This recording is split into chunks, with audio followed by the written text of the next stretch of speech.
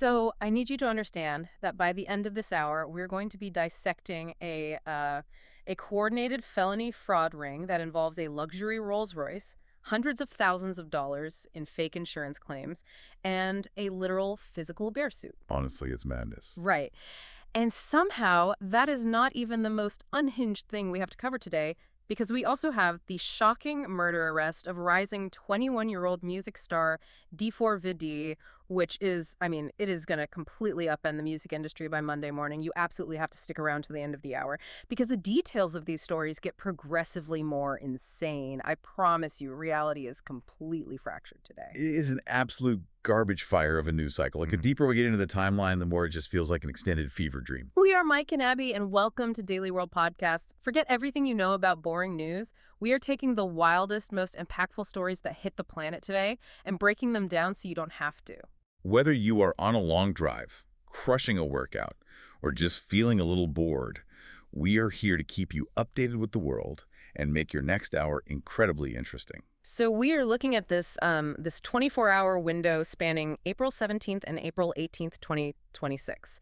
And if I had to give this entire day a theme, like a singular thread tying all this global madness together, it is illusions and blockades. Which sounds like a terrible magic show, honestly. It really does, but it's exactly what's happening. Everything we're seeing right now across the entire planet involves shutting things down. We are talking literal maritime borders, political votes happening at 2 in the morning, physical trade routes collapsing, or it involves faking reality entirely. Right, because we have, what, digital AI agents replacing human interfaces now. Exactly. AI replacing humans, politicians hiding behind invisible voting records, and guys in literal costumes trying to scam the system. The world is basically running on smoke, mirrors, and barricades right now. It is incredibly volatile. It really is.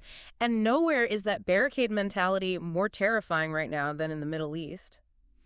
Let's get right into the geopolitical nightmare happening in the Strait of Hormuz. Yeah, this is getting really tense. So on Saturday morning, the Islamic Revolutionary Guard Corps, the IRGC, officially reversed the brief opening of the strait that happened on Friday. So you know that tiny, highly publicized 24-hour window where commercial transit was supposedly allowed? Yeah, the one everybody was celebrating on Friday. Gone. Slammed, completely shut. 20% of the globe's oil and natural gas transit is, once again, completely frozen in the water. And we have to remember the context here. Right? Yeah. Because this is all a direct retaliation to the ongoing United States naval blockade of Iranian ports. Exactly. The U.S. hasn't flinched an inch on their enforcement, so the Iranian military just locked down the most critical energy choke point on Earth. It is a massive game of chicken. It is. But the numbers behind this brief Friday opening are what really expose the madness of the situation. During that short window where the strait was supposedly clear for business, CNTCOM, the U.S. Central Command, was actively monitoring the waters. Okay. 19 commercial vessels attempted to approach the blockade line to make a run for it. We are talking 19 massive, hulking ships carrying millions of dollars in cargo. And CNTCOM turned back every single one of them. Every single one. 0 breached the U.S. enforcement zone. Not one single ship made it through. Wait, back up. How does that actually work mechanically?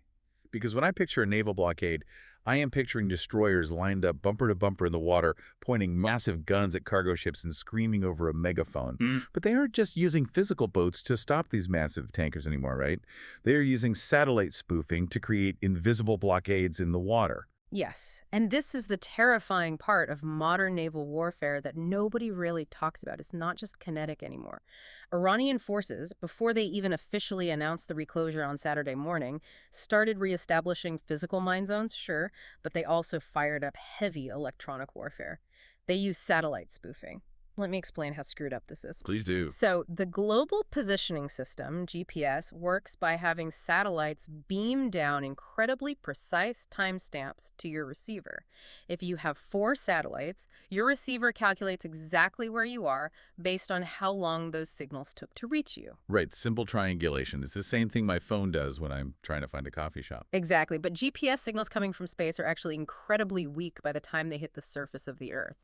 So what the Iranian military does is set up land-based transmitters along the coastline, and these transmitters just shout a fake, mathematically perfectly forged GPS signal much, much louder than the real satellites. Oh. Yeah, Your ship's navigation computer just locks on to the loudest signal. Mm, So imagine you are the captain of a massive oil tanker. Your digital navigation screen says you are perfectly in the middle of a safe shipping lane, but the spoofed signal is lying to your computers. that is insane. You might actually be drifting directly toward a rocky coastline or a newly laid minefield, or straight into Iranian territorial waters where they have the legal pretext to board and seize your ship. That is absolute madness. You are literally flying blind in a massive metal tube carrying millions of gallons of highly flammable liquid and one of the most volatile choke points on the planet, and you physically cannot trust your own instruments. You look at a screen, and it is just feeding you a hallucination. And because of this electronic warfare and the kinetic threats, Brent crude prices, which had dropped a massive 9% on Friday when the global market thought things were cooling off, violently reversed course. The market woke up on Saturday and realized it was a total head fake. A total illusion. Right. And the best part, the Iranian regime is completely fractured internally over this exact tactic. The IRGC publicly criticized their own foreign minister, Abbas Araghchi, because he had jumped on social media on Friday and prematurely tweeted that the strait was completely open. I mean, this is what happens when the military and the diplomatic wings of the same government aren't even in the same group chat.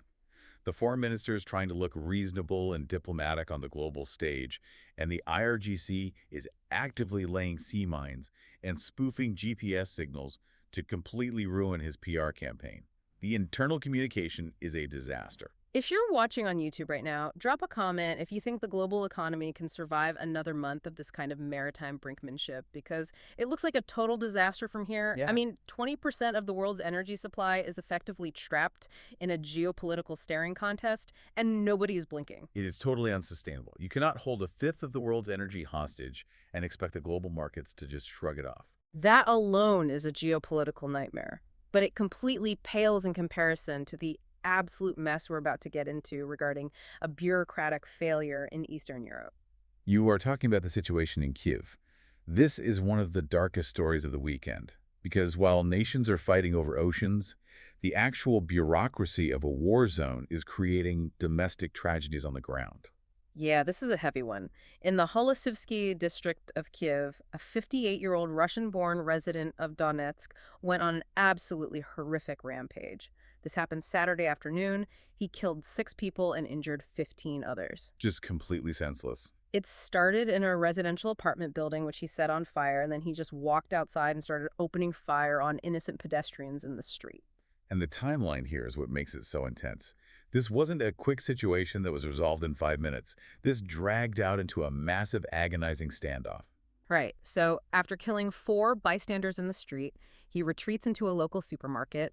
He kills a 5th person there and takes 4 people hostage. He barricades himself inside the aisles. The Kyiv police arrive, and they bring in tactical units in a heavy armored vehicle.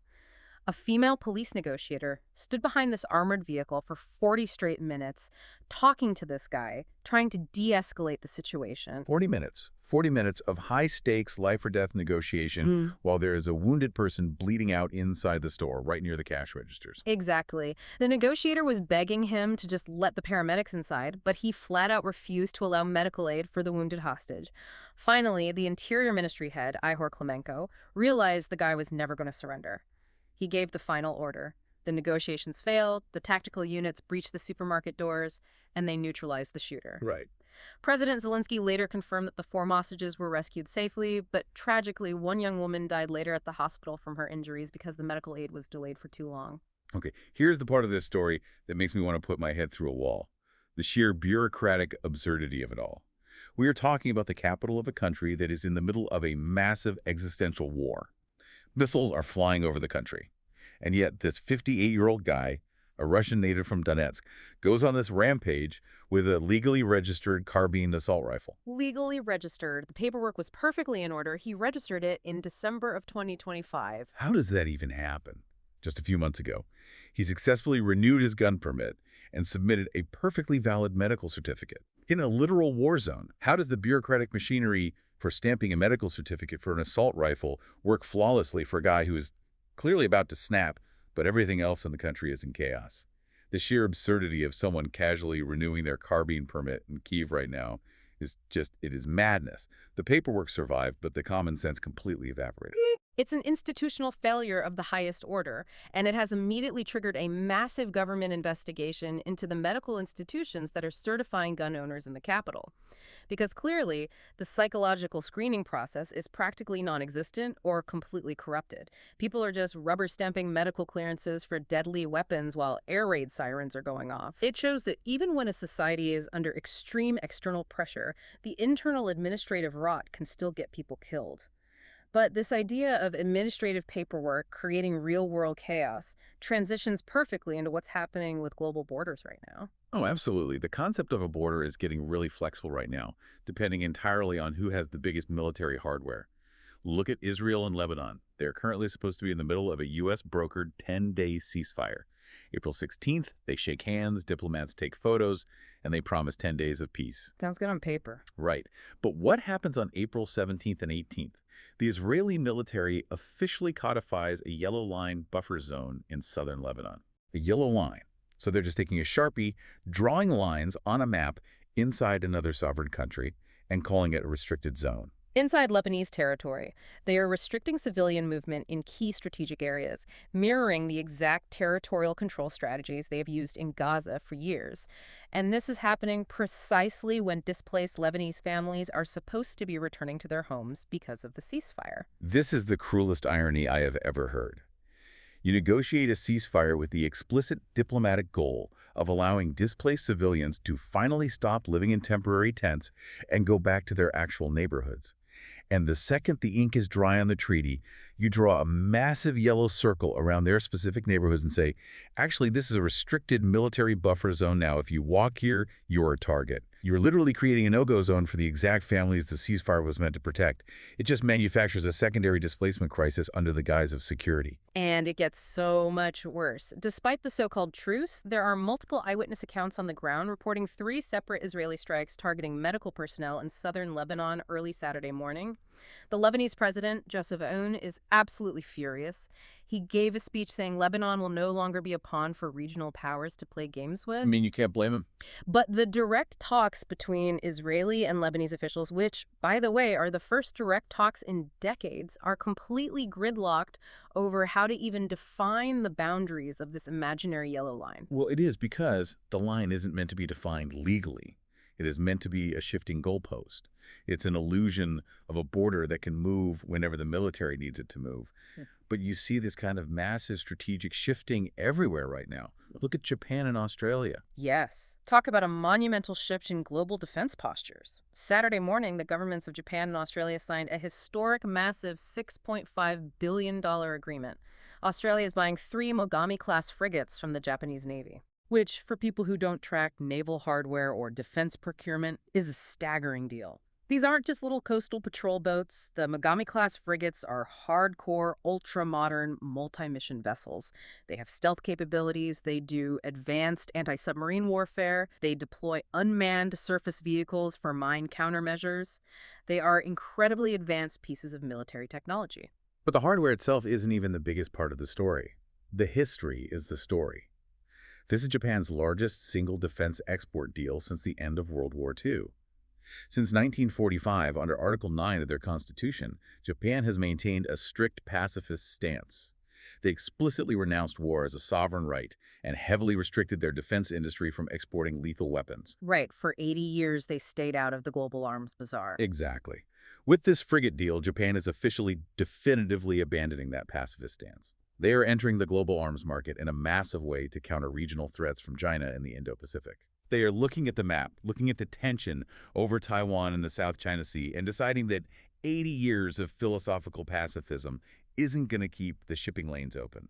It is a massive psychological pivot for the entire nation of Japan. It really is. And while Japan is arming Australia with billion-dollar warships, the United States is trying to plug holes in other global conflicts using financial warfare. The U.S. Treasury Department just slapped heavy sanctions on Colombian mercenary recruiters. Right, the guys feeding the catastrophic war in Sudan. Yeah. Since 2023, Sudan has been completely ripped apart by rival military factions, and these global mercenary networks are utilizing complex shell companies and international borders to recruit former Colombian military members. We are talking about highly trained, combat experienced guys who have zero economic prospects back home in South America. So they just offer them a paycheck. Yep. The recruiters lure them with massive, untraceable salaries and ship them across the world to fight in African war zones.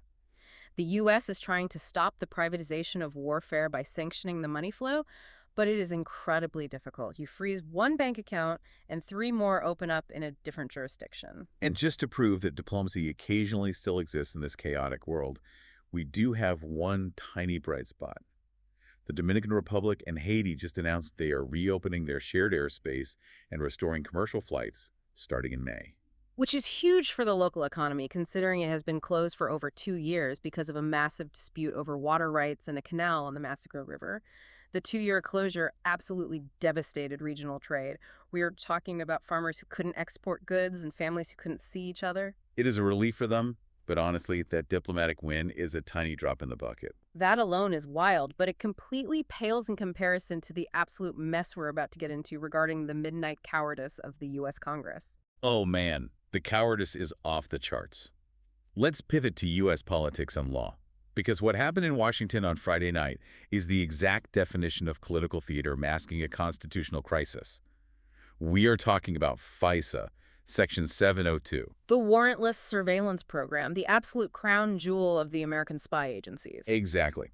For those who aren't policy wonks, Section 702 is the legislative authority that allows the U.S. government, specifically the NSA and the FBI, to legally collect the communications, the emails, the texts, the phone calls of non-citizens abroad without getting a warrant. Right.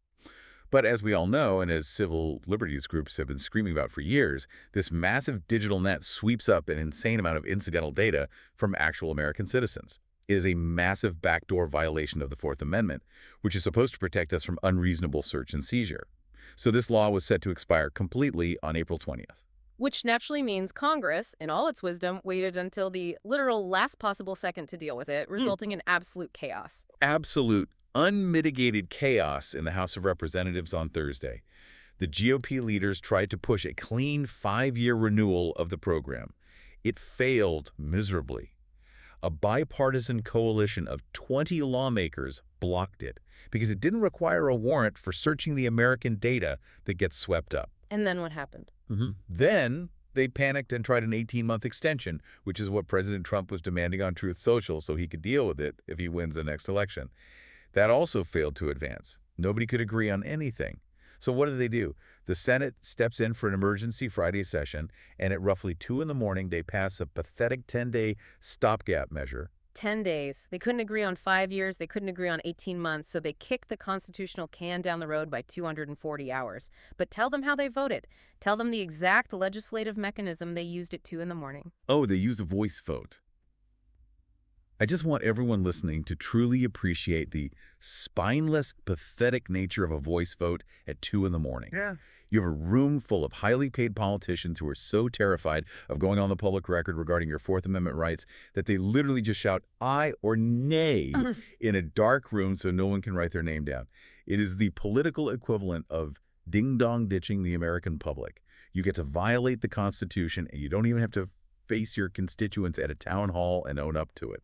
It is incredibly cowardly behavior. It is the ultimate illusion of governance. They pretend to vote without actually leaving a fingerprint on the weapon. And Trump, who had been demanding Republicans unify and pass a clean bill, is expected to sign this 10-day stopgap just to keep the intelligence agencies online. But the whiplash from Trump's rhetoric this week is enough to break your neck. Oh, the Phoenix rally. Oh, yeah. This was an absolute masterclass in chaotic messaging and cognitive dissonance. Friday night, he's at the Dream City Church in Phoenix, Arizona, headlining a Turning Point USA rally. The whole theme of the event is Build the Red Wall, which is aimed at cementing GOP control in border states. And he starts out the speech talking about incredibly high-stakes foreign policy. He talks about the exact Iran situation we just covered. He says a deal with Iran is very close, but he firmly states the U.S. naval blockade will remain in place until they get definitive concessions. Which is a heavy, serious geopolitical stance. You are talking about military blockades, global energy markets, and the threat of a massive regional war. Right. But then, in the very next breath, he completely veers off the road. He goes from tense Middle East negotiations to making jokes about the extrajudicial killing of drug smugglers. Then he starts riffing on UFOs and government secrets. Then he spends a solid 5 minutes mocking a Democratic rival's learning disability. Why not? And then, for reasons nobody can fully explain, he goes on a bizarre tangent about former race car driver Danica Patrick's widow's peak hairline. I am utterly exasperated just trying to follow the logic. I just cannot handle the transition. You are the leader of the free world. You are actively enforcing a blockade against a hostile nation that is currently spoofing navigation satellites and choking off 20% of the world's oil supply. And you are standing at a podium in a church talking about Danica Patrick's forehead. It is like watching someone try to play a high-stakes game of chess while screaming about pop culture trivia. The cognitive dissonance is physically painful to watch. And it is not just Trump spinning out. His surrogates were wild, too. Erica Kirk, the wife of Charlie Kirk, was there giving a fiery speech calling recent border crossings a literal invasion. But behind the scenes, away from the rally cameras, the administration is quietly bleeding key personnel. The Department of Homeland Security just announced that Acting IC Director Todd Lyons is stepping down at the end of May. And this isn't just a quiet, dignified retirement to spend more time with his family. The internal reports coming out are specifically citing chaos and cronyism as the primary reasons for his departure. He has been overseeing this massive period of wildly intensified surveillance and these highly controversial immigration raids that have reportedly swept up actual U.S. citizens by mistake. And he is just the latest in a string of high-ranking GOP officials resigning this week. It's a massive brain drain in the executive branch right when they need operational stability the most. But while the executive branch is bleeding talent and stumbling over its own messaging, the judicial branch is quietly handing massive fossil fuel corporations the ultimate legal cheat code. We need to look at the Supreme Court and Chevron because this legal loophole they just created is staggering. Okay, this is case number 24-813, Plaquemines Parish versus Chevron. The Supreme Court issued a ruling on April 17th, and it basically centers around something called the Federal Officer Removal Statute. Right, which is an obscure legal mechanism that allows the defendant to forcibly move a lawsuit from a state court where local juries might be more sympathetic to their neighbors who got hurt into a federal court, which is usually much more favorable and lenient toward massive corporations. But to use this cheat code, you have to prove to the judge that you were acting under the direct orders of a federal officer when the alleged crime happened. Exactly. So Plaquemines Parish, a local government in Louisiana, was suing Chevron in state court for massive environmental damage. They alleged that back in the 1940s, Chevron completely ignored modern environmental protections, refused to use steel tanks, and ended up polluting the area's water and soil. Chevron's defense: hey, it was World War II. We were producing aviation gasoline, or avgas, for the United States military. The federal government told us what to produce and how fast to produce it, so we were technically acting under a federal officer. And the Supreme Court, in all its wisdom, agreed. They ruled in favor of Chevron. Yes. The court decided that these 80-year-old World War II defense contracts absolutely mean Chevron was acting under federal mandates, and therefore they get to rip the case out of the local state court and drag it into the federal system. Do you realize the horrifying precedent this sets? Oil and gas companies are currently facing dozens, maybe hundreds, of modern climate change and environmental degradation lawsuits in state courts all across the country. Cities are suing them for lying about climate data. Now, they are absolutely going to weaponize this ruling. They're going to dig up every single historical military contract they ever signed, whether it was supplying fuel for World War II, the Korean War, Vietnam, and use it as an invincible federal shield to dodge state litigation. They're going to drag every local environmental suit into federal court using 80-year-old paperwork as an excuse. It is a brilliant, ruthless, entirely cynical legal strategy, and it is going to completely reshape environmental law for the next decade. We'll track how that legal loophole plays out, but first, you have to hear what just happened in Silicon Valley because human computer screens might literally be obsolete by next year. You are talking about the end of the human screen. And we're not kidding. Let's move to business, AI, and cosmic scale science because Salesforce just dropped a nuke on the entire concept of how humans interact with computers. We are talking about the literal, intentional death of the GUI, the graphical user interface. The GUI is the thing we all click on every single day to do our jobs. Right. Every website, every mobile app, every corporate dashboard, you open a web browser, you see menus, you click buttons with a mouse, you type text into fields. That visual layout is a graphical user interface. Well, At the Trailblazer DX 2026 Developer Conference, Salesforce just launched a massive new architecture called Headless 360, and it is exactly what it sounds like. They have removed the head, they have exposed every single capability of their massive enterprise platform, all the customer data, all the workflows, all the business logic as an API, an MCP tool, or a CLI command. Okay, for the non-developers listening who are getting lost in the acronyms, what does that actually mean mechanically? Explain the mechanism of an API versus a GI. Think of a software system like a massive restaurant. The GUI is the menu and the waiter. You, the human customer, look at a pretty menu, you tell the waiter what you want, and the waiter goes to the kitchen. The kitchen is the database. What Salesforce just did is say, we don't need menus or waiters anymore. An API, or application programming interface, is a way for machines to yell directly into the kitchen in a language only machines understand. A CLI, or command line interface, is just raw text commands. So Headless 360 means that AI agents like Claude Code or GPT-5 or Codex can now run your entire enterprise software system by yelling directly at the database without a human being ever opening a web browser to click a button. Salesforce released over 60 new Model Context Protocol, or MCP, tools.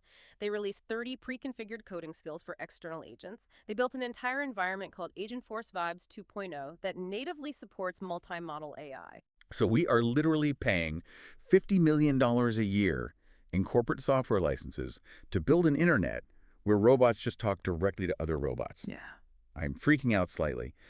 If the AI doesn't need a web browser, and the AI can run the complex workflows, and the AI can make the business decisions via an API, where does the human sit in this equation? What do I do? The human doesn't sit anywhere near the software anymore. The human just gets a push notification on Slack or WhatsApp when the AI decides a human actually needs to know something.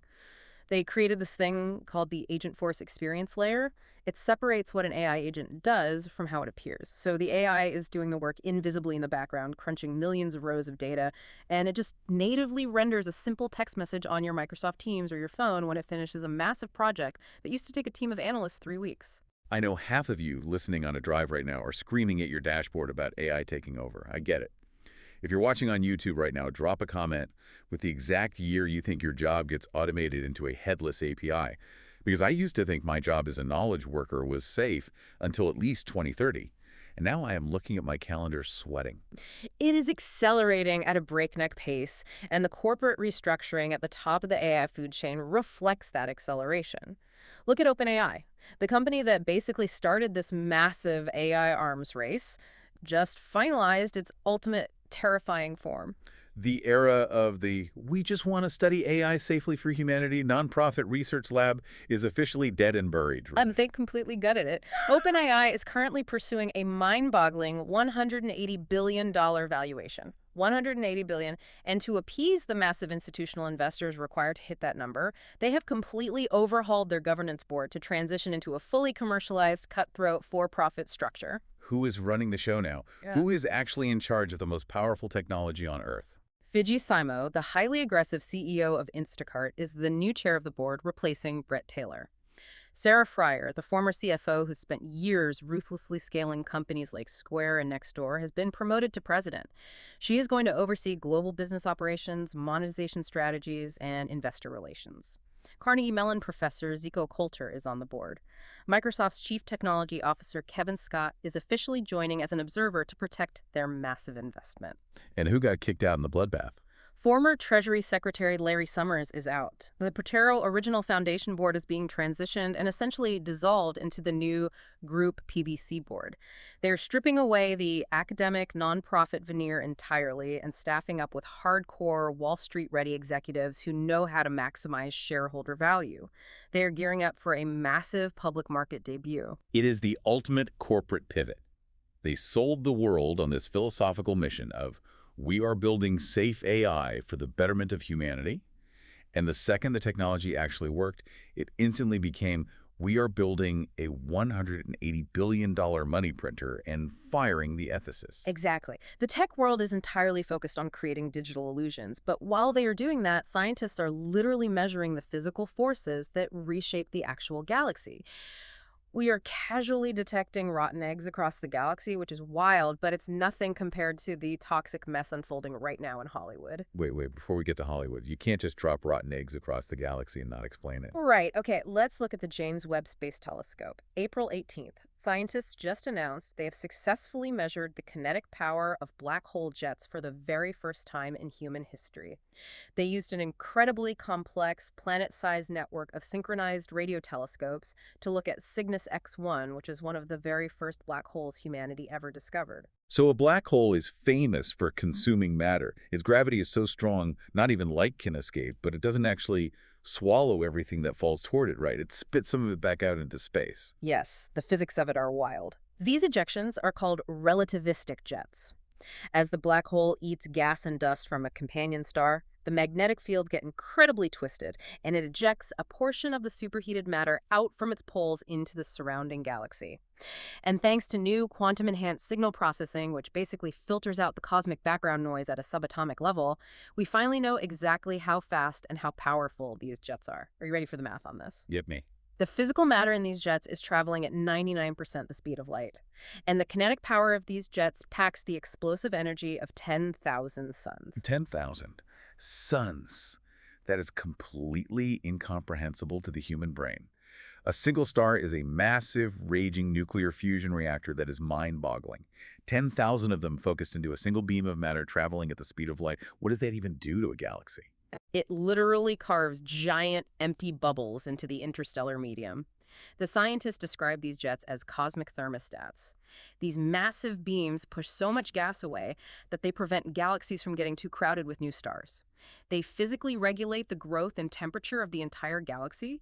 If the jets didn't exist, the galaxy would burn itself out, creating too many stars too fast. That is awe-inspiring and slightly terrifying. We are microscopic compared to the forces regulating the universe. And speaking of sniffing out the universe, back to the rotten eggs, the James Webb Space Telescope, the JWST, just made a massive, fundamentally important chemical discovery.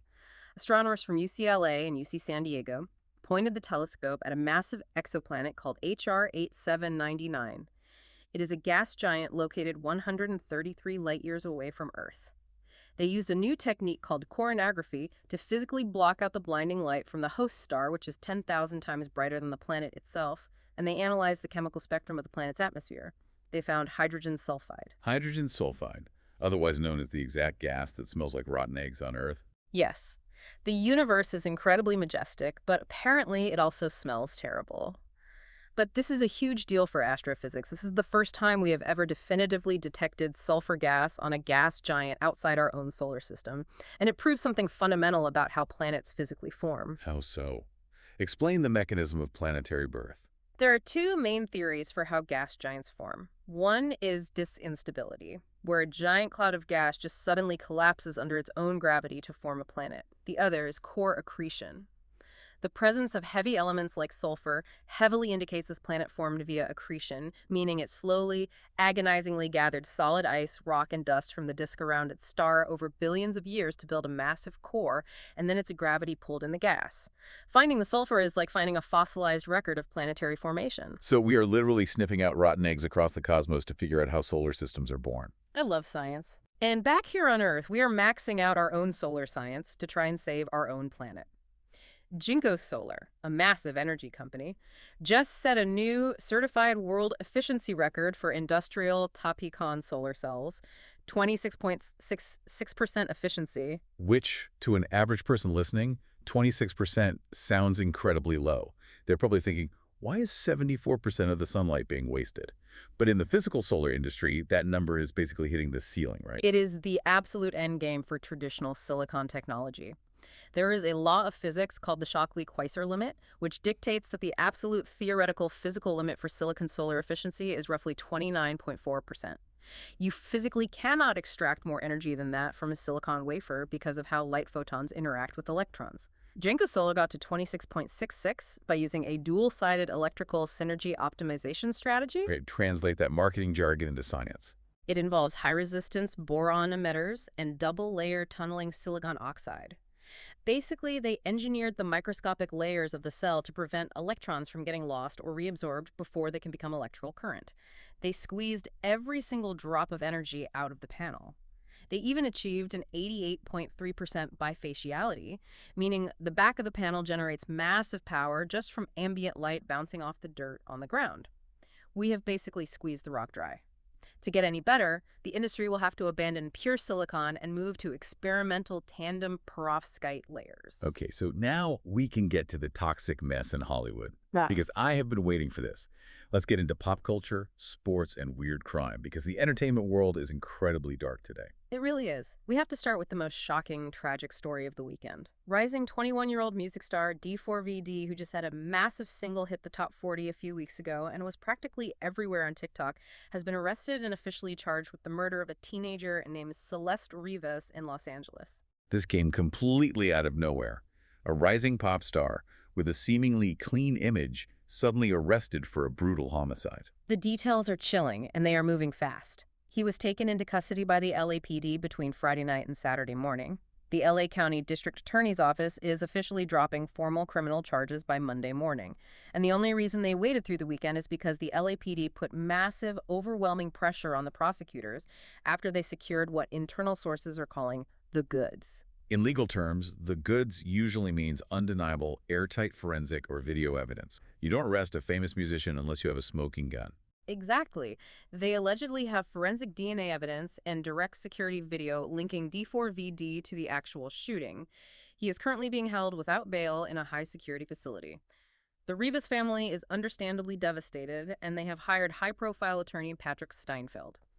They are actively invoking California's Marsy's Law, which grants victims' families specific rights to attend the arraignment and directly address the media and the court. This is going to be the biggest true crime celebrity story of the year, and it is going to absolutely dominate every single news cycle by next week. It is an absolute tragedy for the victim's family, and it just highlights how fast a carefully constructed, PR-managed public image can violently collapse when reality hits. Speaking of public images collapsing into legal warfare, we need to talk about Blake Lively and Justin Baldoni. Oh, the It Ends With Us movie drama has gone fully nuclear. This went from a spat on a press tour to a legal bloodbath. Blake Lively is officially suing her co-star and director Justin Baldoni for an astronomical $161 million in damages. She claims he ran a malicious, coordinated smear campaign against her that completely destroyed her personal brand and caused her to lose massive acting opportunities and lucrative brand deals. $161 million for brand damage? That is an insane number to try and prove in a court of law. It is. But on Friday, Justin Baldoni's legal team filed a brutal, highly calculated response. Lively's lawyers are trying to keep her actual net worth and financial records completely sealed and secret during the trial to protect her privacy.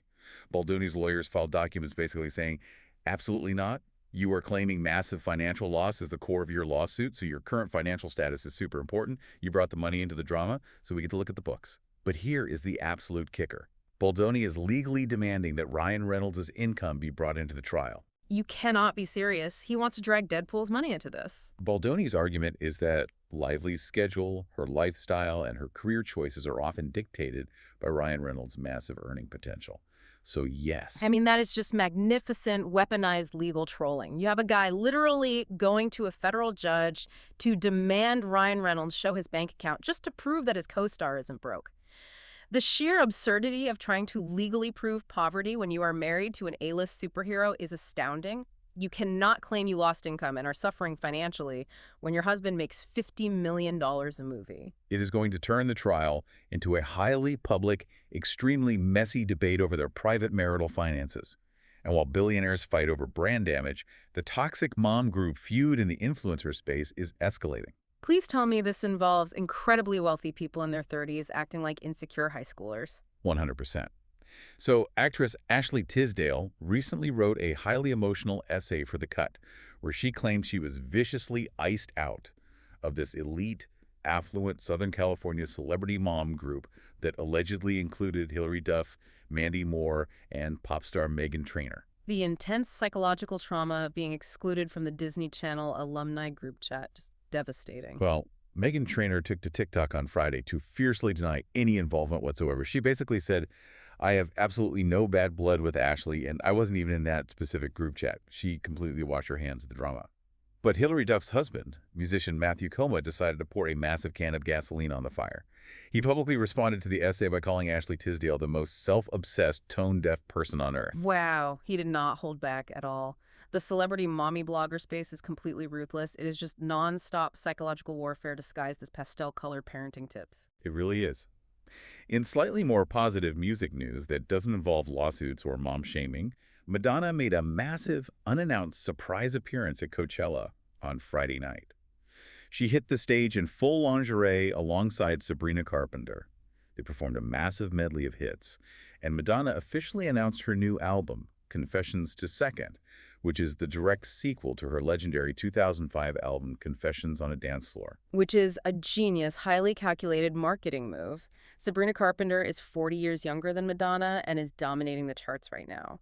Madonna handpicked her to basically serve as the cultural bridge to an entirely new generation of Gen Z dance music fans who weren't even born when the first Confessions album came out. Totally. The photos of their hot fits went viral on TMZ immediately.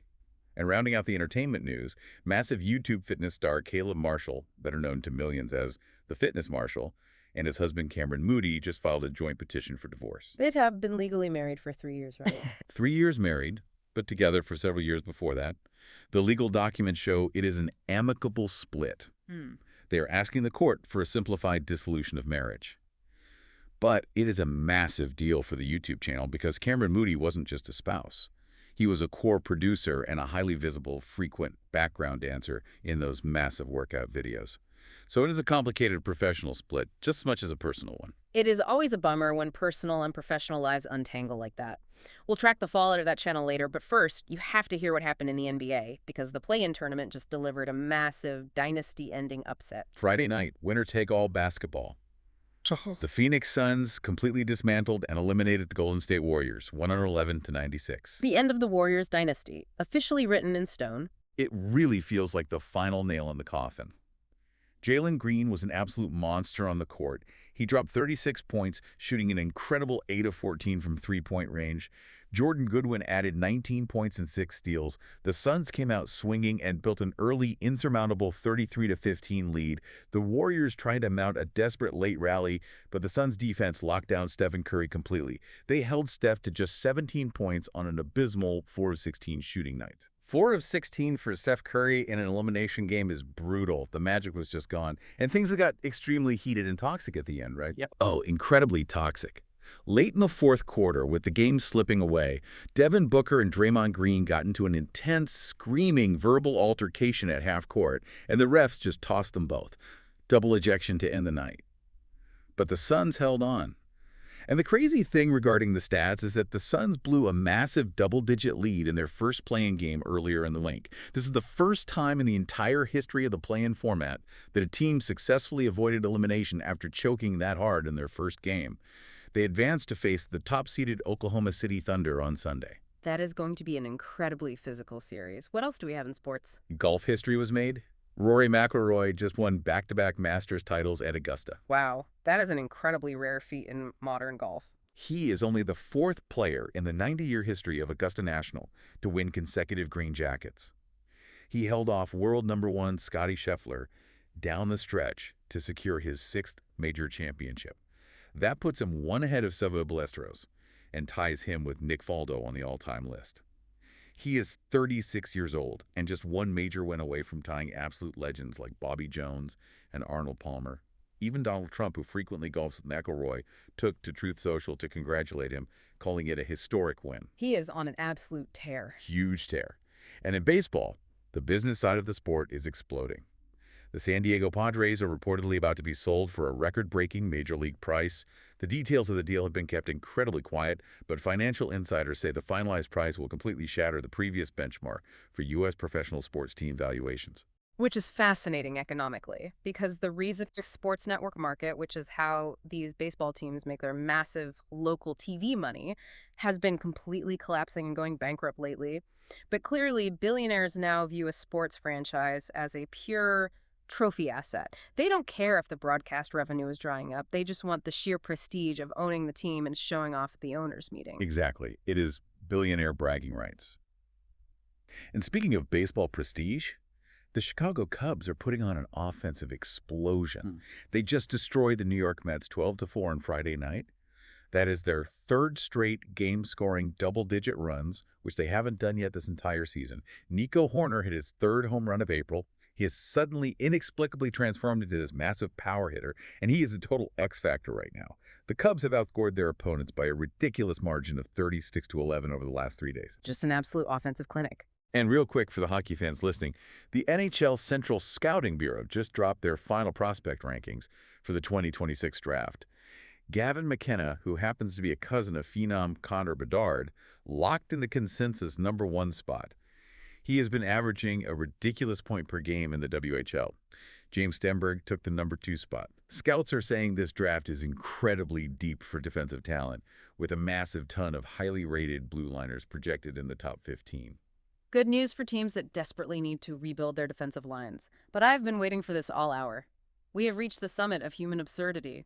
We have to talk about the weird news, because the level of criminal stupidity happening right now is completely unparalleled. It is the perfect climax to this insane day. Let's start in California, with the insurance department's proudly named Operation Bear Claw. The name alone is absolute poetry. Saturday, 3 Los Angeles residents were officially sentenced to felony insurance fraud. Their crime.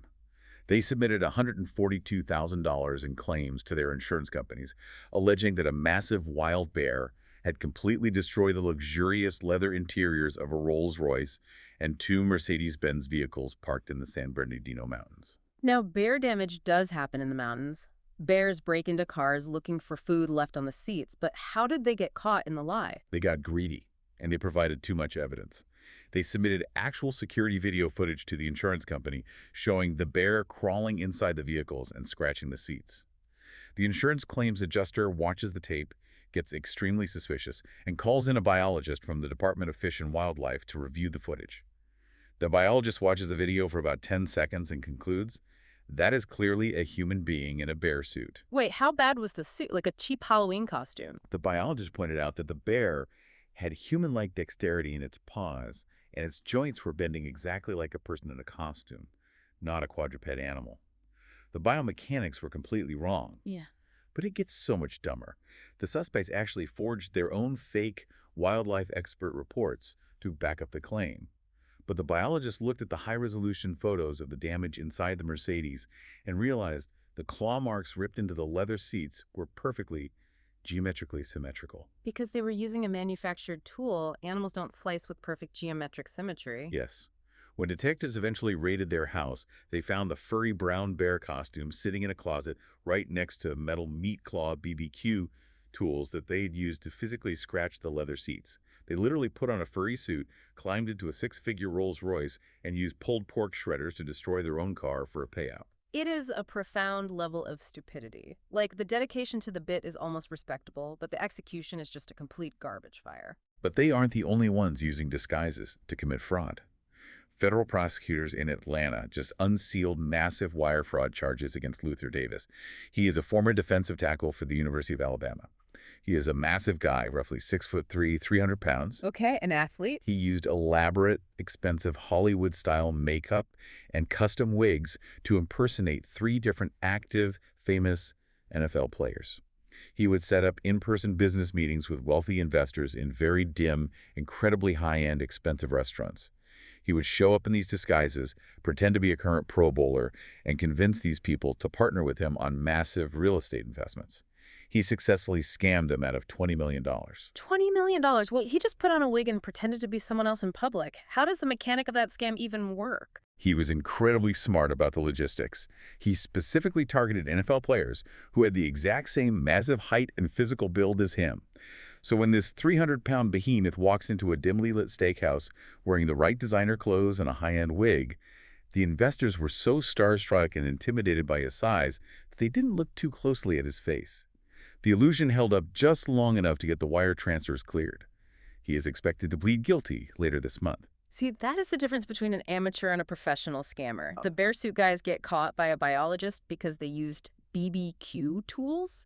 This guy walks away with $20 million before the feds finally catch up. It is all about ambient lighting in the restaurant. But let's move from human pests to literal flying pests. Knoxville, Tennessee, Friday afternoon. A massive transport truck crashes while merging onto a busy interstate exit ramp. The truck was carrying dozens of professional beehives. Oh no, this is my nightmare. The wooden hives break open on the pavement. 1 million bees swarm the highway ramp. A million? Are you kidding me? 1 million angry, confused bees form a literal buzzing bee cloud over the interstate. The Tennessee Highway Patrol had to shut down the ramp for 6 straight hours because traffic was completely impossible. The visibility was zero, just bees. They warned all motorists via radio to roll up their windows instantly and not turn off their engines. Professional apiarists had to be called in with massive smoke machines to try and wrangle a million terrified insects into temporary boxes on the hot asphalt. Pause for a second and ask yourself, what would you even do if you're stuck in traffic on a hot Friday afternoon and a million bees start swarming your windshield? Drop a comment on YouTube right now if you're rolling down the window to accept your fate, because I am abandoning my vehicle, I am leaving the car in park on the highway and sprinting into the woods. The local traffic reporter had the absolute quote of the day. They described the 6-hour jam as the sweetest gridlock in Knoxville history. Amazingly, despite the chaos, no major stings or allergic reactions were reported by the traffic drivers. That is a genuine miracle, because that is terrifying. And finally, a much-needed palate cleanser from New York City. The NYPD released amazing body cam footage on Saturday of an incredible pursuit. A woman in Midtown Manhattan had her purse snatched by a thief. A police officer who was patrolling the area on horseback heard the call over the radio and immediately gave chase. A literal horse chase through Manhattan traffic. Yes. The horse, a massive 10-year-old veteran named Justice, is galloping down the concrete sidewalk, weaving expertly through crowds of pedestrians, dodging hot dog stands and tourists.